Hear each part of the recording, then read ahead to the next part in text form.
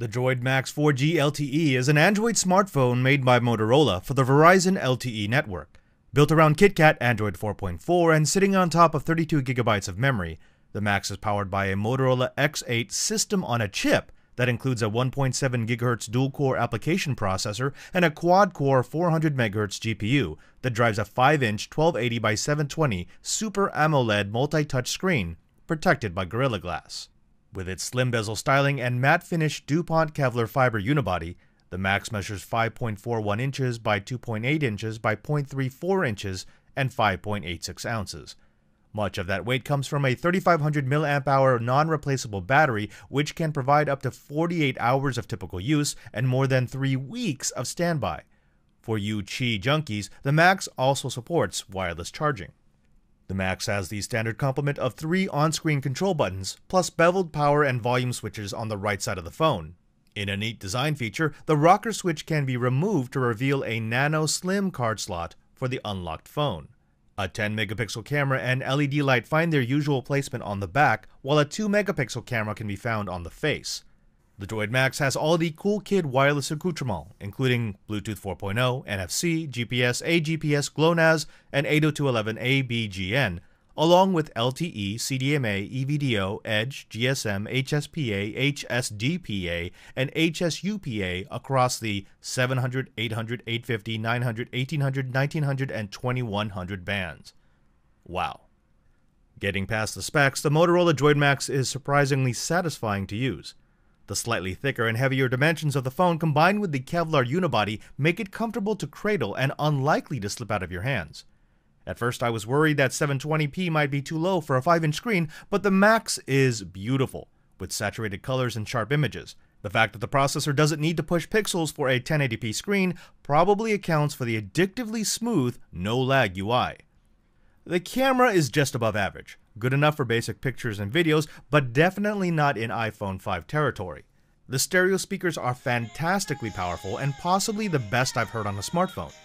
Combined with a fairly decent call quality, the Maxx is no slouch in the audio department. However, the real talent of the Maxx is its battery. That 3500 mAh power pack truly makes the phone live up to its name. Ingress aficionados know how the game, which uses the screen, processor, GPU, GPS, Wi-Fi, and cell radios all at the same time, can drain even an all-day phone like the Galaxy Note 3 in 4 hours or less. With the Maxx, I ingressed for more than 12 hours with enough power to spare at the end of the day for some Netflix. The Motorola Droid Maxx 4G LTE is available now. You can buy it for $150 with a 2-year contract or $450 month to month. Let's start with the cons. And for me, the biggest con has to be the pricing. I'm always looking at off-contract pricing, and $450 without a contract, even though it's unlocked, still seems to be a bit high. I'd like it to compete with something like the Nexus 5. I'd like them to be really aggressive with the pricing. Maybe knock $50 off just to make people know that this is a value in all senses of the word. The other thing has to be the relative spec. Now, I know spec means very little in actual experience of the phone, but for us geeks out there, it's something to have to tell people, well, it's a 720p screen, and yeah, the processor's not as fast as on some other phones. There really is no excuse for that if you're going to be looking for that in a phone. The third thing has to be the camera. I'm really disappointed in the camera. It's not a bad camera, but it's not even as good as some of the cameras I have on my Samsung phones, and that's still a step below what you get on, say, your iPhone 5 or 5S. But on the pros side, I have to say number one is the battery. This is a killer, a stellar battery. I almost got 4 days of battery life off of one charge. And you got to remember, I'm doing a lot of things. I'm using it as a hotspot. I'm playing Ingress. 4 days off of a phone like this, which is still crazy capable, is, well, unheard of.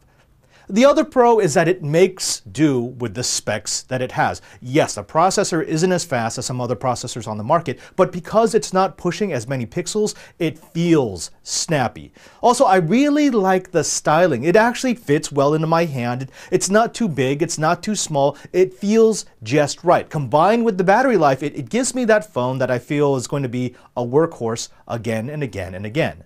The last thing is, well, I don't know, maybe it's just me, but I really like this Kevlar backing. It's so much better than those smudgy plastics. It feels strong. I've actually dropped it a couple of times and it it doesn't seem worse for the wear, and it just looks good.